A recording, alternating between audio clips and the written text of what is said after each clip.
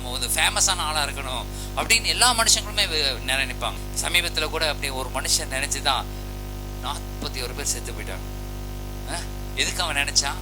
ஏன் என்ன அப்படி அவன் நினைக்கிறான்? என்னை பார்க்கணும், எல்லாரும் என்னை பார்க்க வரணும், லைட் ஆஃப் பண்ணி போடுறது, தன்னை பார்க்க வைக்கிறது. உடனே எல்லாரும் ஆர்வத்தில் போய் எல்லாம் ஆவாவா மிதிச்சு எல்லாம் செத்து போயிட்டாங்க வாலிப பிள்ளைங்க. நான் சொல்றேன், ஒவ்வொரு மனுஷனுக்கும் அப்படி ஒரு ஆசை இருக்கும். என்ன இல்லை 4 பேருக்கு தெரியணும், நான் போன ஃபேமஸாக இருக்கணும், ஏங்கிட்டே இருக்கும்.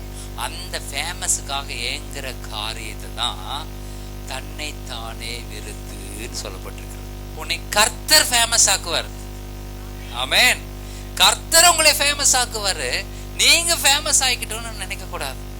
நம்ம ஃபேமஸ் ஆயிக்கணும், ஏன் நான் 4 பேருக்கு தெரியணும், நான் இப்படி இருக்கணும் அப்படி இருக்கணும். இல்ல, நீங்க இருக்கிற வண்ணமாகவே இருங்க. இதுதான் நீங்கன்னா அப்படியே இருங்க. கர்த்தர் உங்களை பயன்படுத்தி உங்களை பயங்கரமான ஃபேமஸ் ஆக்கி விடுவார்.